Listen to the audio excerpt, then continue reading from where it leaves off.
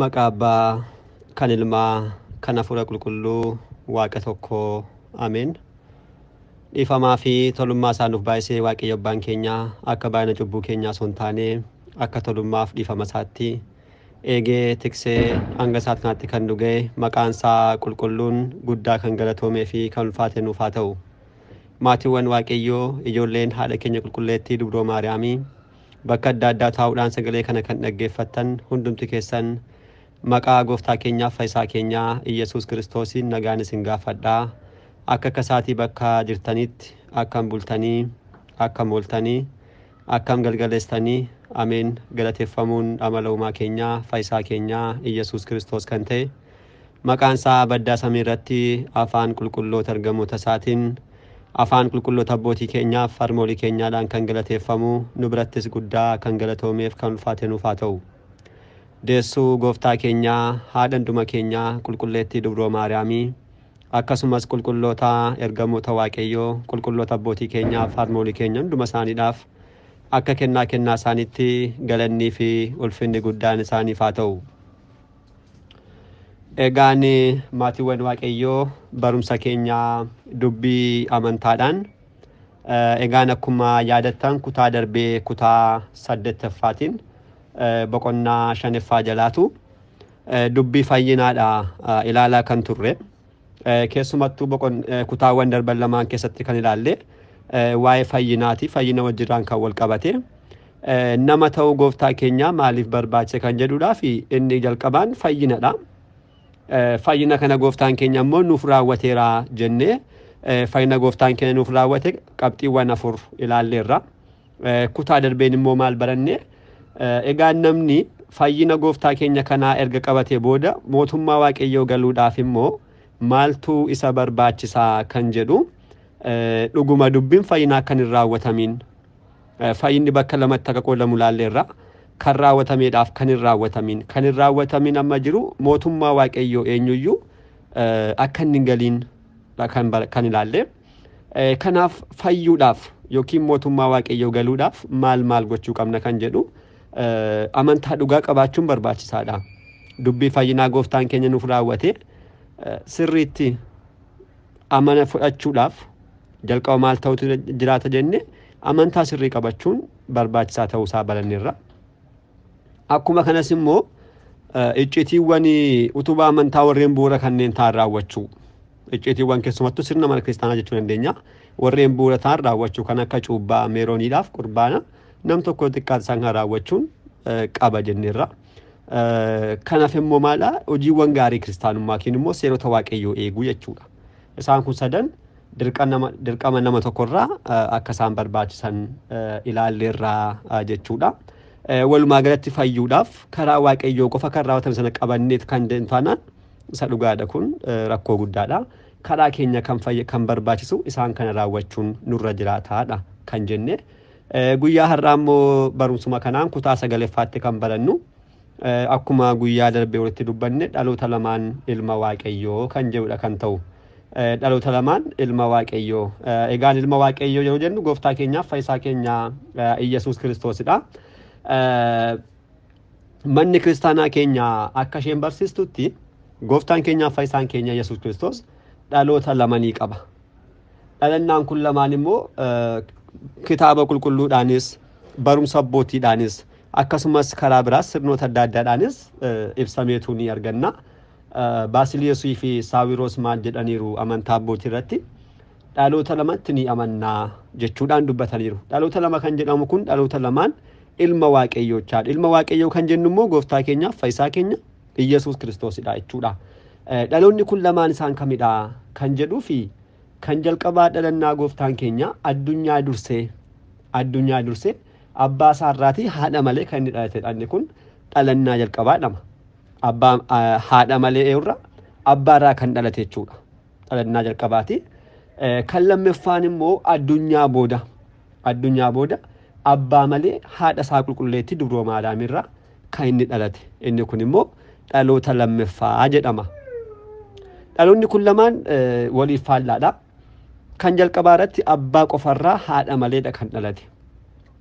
Inni kun barri isaan beekamu yoom kan jedhamu barri lakkaa'amuu fi dhalannaan isaa kun akkam kan jedhu taanee kan ilaallu kan ta'u kan lammaffaa kun garuu faallaa sanaa kan ta'e abbaa malee maalirra haadha qofaarraa jechuudha. Qulqulleetti dubroo maaraamii qofarraa kan dhalate dhalannaa isaa kana lamaan barannaa jechuudha barumsa kanaan. Kan jalqabaa dhalannaa isaa isa jalqabaati. Dhalannaan gooftaa keenyaa inni jalqabaa kuni akka dhaloota namni hundumtuu abbaa isaarraatti dhalatu jechuu keenya miti. Akka seera uumamaatti egaa akkuma beennu nam tokko dhalachuudhaaf maaltu jiraachuu qaba? Abbaaf haati isaa dursanii jiraachuu qabu.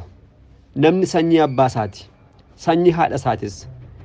Qaama kana lamaan irraa tuudha. Namni guyyaarraa kan jiru hundumti keenya kan dhalannu jechuudha abbaa keenyaaf haadha keenya irraatu argame. Egaa inni kun sirna uumamaa jedhama. Darbees immoo abbaan keenyaaf haati keenya maalan nurra ni caalu. Nuun ol jiru jechuudha. Kan gooftaa keenyaaf fayyisaa keenya Yesuus Kiristoos garuu akka kanaatu miti. Abbaa irraatu dhalate gaafa jennu akka kanatti kan dhalate osoo hin taane akka ifti biiftuu irraa ba'uuti. Egaan fakkeenya cidha Sillaasee yeroo baay'ee barachaa akkuma turre aduun qaama ni qabdi wantoota sadii of keessaa qabdi garuu aduun tokkodha. Qaama ni qabdi, ifa ni qabdi, ho'a ni qabdi jennee ilaalleerra. Dhalannaan gooftaa keenya Yesuus Kiristoos yookiin immoo dhalannaan ilma Waaqayyoo Waaqa Abbaarraa addunyaa tursee kan taasise akka ifti aduurraa ba'uuti. Ifni aduurraa osoo addan bahin qaama isaarraa osoo addan bahin akkuma argamu ilmis immoo jechuudha jireenya waaqummaa isaadhaan abbaa isaarraati adda ba'umsa osoo hin jiraatin abbaarraa dhalatee jedhamaaf. Haala kanaatiin kan barannu kan jedhamuuf malee akka kan keenyaa kana dhalate jechuu keenya miti. Ifti aduu qaama aduurraatii osoo addan bahin akkuma argamu. Akkuma kana ilmis jireenya waaqummaa isaadhaan abbaa isaarraatii adda ba'umsa osoo isaaf hin jiraatin waaqummaa isaadhaan abbaa tokko wajjin tokko ta'etu abbaarraatu dhalateedha jechuudha. Barumsa Sillaasee yeroo baranne Sillaaseen baraan, Sillaaseen waggaatiin, Sillaaseen guyyaatiin, sa'aatii daqiiqaa sekondiidhaan waliin caalan isa kana baranneerra wal dursuun hin jiru jechuudha. Kanaafidha abbaarraa waaqummaadhaan tokko ta'uudhaan osoo hin dursin akkuma qaamni aduu ifa aduu akkuma hin dursine qaamni aduu akkuma mul'ateen ifni aduu akkuma mul'atu abbaarraa dhalate gaafa jennu abbaan isa dursee jiraate jechuu keenya miti. Yeroo tokkotti kan ta'edha jechuu keenyadha. Yeroon kun immoo beekamu Waaqayyoodha bara baraaf kan jiraatudha. Abbootiin waa'ee dhalannaa ilma Waaqayyoodhaa fi akkasumas immoo waa'ee dhuguma Sillaaseen kan waliin caalle kan waliin dursine baraan ta'uusaa haala adda ta'eedhaan nuuf kaaniiru. Fakkeenyaaf hiikoo Galatoo Maariyaamii yoo ilaalle Qiddaasee Maariyaam jechuudha. Abbaan Hiriyaaqos haala kanaatiin barreessaniiru. Abrahaam Yisihaaqiin akkuma dursu akkuma caalu, Yisihaaqis immoo Yaaqoobiin akka dursu akka caalu, abbaan ilma kan dursuuf kan caalu miti. Yaaqoob Yisihaaq irra akka xiqqaatu akka durfamu. Egaan Yaaqoob jechuun ilma Yisihaaqidha. Yisihaaq immoo ilma Abrahaamidha. Kanaafidha wal bira qabanii abbaan kun kan barreessanii Yaaqoob Yisihaaq irra akkuma duqqatu Yaaqoob ilma Yisihaaq waan ta'eef jechuudha. Akkasumas akka durfamu Hafuurri qulqulluun ilmarra hin xiqqaatu hin durfamus ilmis abbaarra hin xiqqaatu hin durfamu. Abrahaam Yisihaaqiin akkuma jaju abbaa isaa waan ta'eef jechuudha. Yisihaaqis immoo Yaaqoobiin akkuma jaju Yisihaaq abbaa Yaaqoobidha. Abbaan abbaadha jedhee ilma na jaju inni kun akka sirna uumaa miti. Ilmis immoo ilma jedhee hin ajajamu hin jedhu jechuudhaan haala kanaatiin hiikkaa isaa wajjirraan abboonni keenya nuuf kaaniiru jechuudha. Kanaaf haala kanaatiin Sillaaseen tokkummaadhaan baraaf kan jiru jalqabas kan hin qabne xumuras kan hin qabne haa ta'u malee ilmi Waaqayyoo garuu haala kanaatiin akka ifti biiftuurraa akka isheen dhalattuutti ifti biiftuu akka isheen qaama biiftuurraati adda baatu jechuudha. Dhalattuutti jechuudha. Ilmi Waaqayyoos waaqummaa isaadhaan abbaa isaarraa osoo adda hin bahin haala kanaatiin abbaa irraatu dhalateedha. Dhalannaa isaa kana kitaabni qulqulluun maal jedhaa? Kakuu moofaadhaaf kakuu haaraa keessatti dhuguma gooftaan keenya Yesuus Kiristoos ilmi Waaqayyoo addunyaa dursee abbaadhaa kan dhalate ta'uusaa kitaabni qulqulluu sirriitti ifa baasanii nutti himu. Wangeela Maatewos boqonnaa 3 lakkoofsa 16 yeroo waan baay'ee caqasaa turreerra. Gooftaan keenya laga Yordaans cuubamee yeroo ba'u abbaan kan dubbate ilaaluu dandeenya. Maal jedhe abbaan?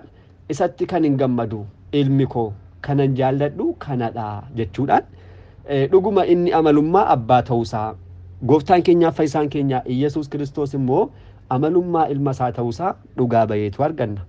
Haali wal fakkaatuun isa kana wangeela Maatewos boqonnaa 17 tulluu Taabooritti gooftaan keenya waaqummaa isaa yeroo mul'isus kun irra deebi'uudhaan akka raawwatame achumatti barreeffamee ni arganna wangeela Maatewos boqonnaa 17 jechuudha. Kan biraan immoo kakuu haaraa keessa bakka adda addaatti ibsamee ni arganna. Fakkeenyaaf haa ilaalluuti kitaaba faarfannaa faarsaa Daawit faarsaa 2 lakkoofsa 7 yoo ilaalle maal jedha? Ante waldiye wa'aane yoo waladku kee ati ilma kooti ani har'an si dhalche jechuudhaan waaqni abbaa ilma isaadhaaf waaqa ilmaaf yeroo inni dubbatu haala kanaatiin barreeffamee ni arganna jechuudha. Kana kan dubbate waaqa abbaati kan dubbatame immoo ilma koodha. Ati ilma koodha jechuusaa ilma kabajaa walqixxummaadhaan dursee abbaa wajjin jiraachuusaa kan agarsiisudha. Ilma kabajaa addunyaa dursee abbaa wajjin walqixxummaatiin jiraachuusaa har'an si dhalche jechuun immoo addunyaa dursee haadha malee kan dhalche addaa addummaa wal dursuu kan hin qabne dhaloota isaa isa duraa kan nu hubachiisudha jechuudha. Kanaaf haala kanaatiin kitaaboleen qulqullaa'oon ni dubbatu. Dabarree tokko dabalee yoo ilaalles immoo kitaaba fakkeenyaa boqonnaa 8 lakkoofsa 25 yommuu dubbisnu qaama jechaa ilmi waaqayyo dursee kan ture dhaloonni isaas immoo isa duraan abbaarraa dhalachuusaa kitaabni ogeessa Salomoon haala kanaatiin nutti hiba. Maal jedha? Tulluuwwan osoo hin hundeeffamin gaarotas durseen dhaladhe jechuudhaan gooftaan keenya Iyesuus Kiristoos kan dubbatu ilmi waaqayyoo haala kanaatiin agarsiisa jechuudha. Tulluuwwan osoo hin hundeeffamin gaarotas durseen dhaladhe. Kana jechuun maal jechuudha? Addunyaa durseen tureedha. Addunyaa dursee tulluuwwan osoo hin hundeeffamin lafti osoo hin uumamin jechuusaana. Gaarotas durseen argamachuun osoo hin argamin osoo hin uumamin addunyaan kun jalqaba kan argaman samiif lafa waan ta'eedhaaf kun osoo hin argamin durayyuu ani tureeraadha. Kanaaf waaqayyo haala kanaatiidha. Gooftaan keenyaaf fayyisaan keenya Yesuus Kiristoos dhalannaan isaa jalqabaa kana kan fakkaatudha jechuudha. Dhalannaan isaa kun akkamidha? Haala kamiitiin beekuu kan dandeenyu? Haala kamiitiin immoo sammuu keenya kanaan qorannee bira ga'uu dandeenya kan jedhuudhaa fi kan jalqabaa deebiin tokko jira. Deebichis maalidha? Dhalannaan ilma waaqayyoo waaqa abbaarraa kan hin qoratamnedha. Hin qoratamu. Kun waaqayyo fedha isaadhaan kan inni beeksise malee dhalli namaa kan qoratu miti. Waa'ee waaqayyo jalqabumaa kaasnee barachaa kan turre kan jirru waa'ee waaqayyoo inni mataa isaatii kana beekaa jedhee kan nu beeksise malee kana wanta beeknee kan barannu miti jechuudha. Kanaafuu qorannee yookiin dubbisnee yookiin barbaannee kan bira geenye osoo hin taane waaqayyoo mataa isaatii kan obse waan ta'eedhaaf akkamitti jennee garuu qorannee bira ga'uu hin dandeenyu. Isa dhugaadha. Waa'ee waaqayyoo haafuuti. Wantoonni baay'een nu wajjirraan jiran qorannee bira ga'uu hin dandeenye garuu akkamatti kanneen guyyaarraa raawwachaa oolu baay'ooliin ni jiru. Wantoonni baay'een jechuudha. Mee haa ilaallu.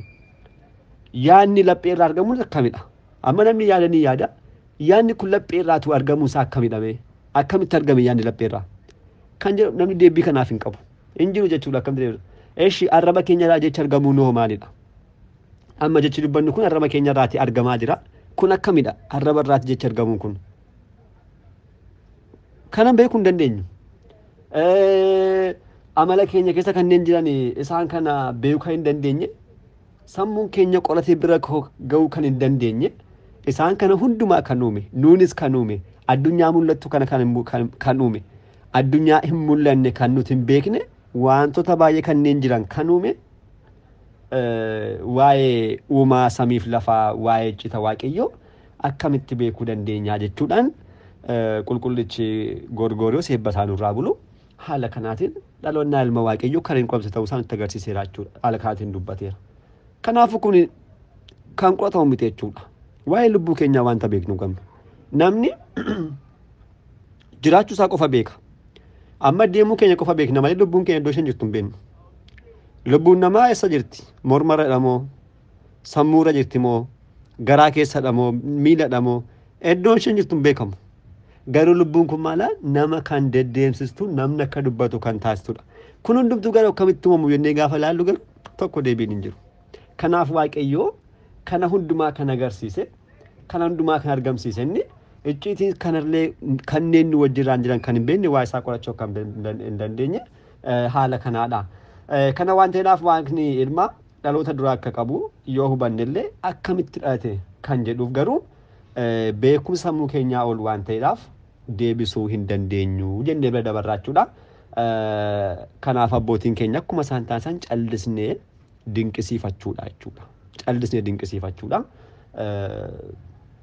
Waaqayyo kana mitiitu nuun akka namni sophee dha'uttidha kan nu hojjete. Kana boodudduba deebinee waa'ee waaqayyo amma kanaa waan tan beekneedhaaf icci garuu kana gaafa laallu immoo baay'ee kan nu dinqisiisu akkumatti dinqisiifachuudha jechuudha. Dhalannaan kan jalqabaa kana fakkaata. Dhalannaan kan lammaffaa immoo dhalannaan haadha keenya qulqulleettii dubroo maadaam dhalateedha. Galanni ulfinni guddaan isaaf haa ta'uti. Gooftaan keenyaa fi fayyisaan keenya Yesuus Kiristoos haadha keenya qulqulleettii dubroo maadaamirraa qaama adda ta'een sanyii dhiiraa malee kan inni dhalate dhalannaan inni kun maal jedhama? Dhalannaa lammaffaa jedhama. Dhalannaa lammaffaadha. Dhalannaan isa lammaffaa kun wangeela Luukaas boqonnaa 1:35 ni arganna.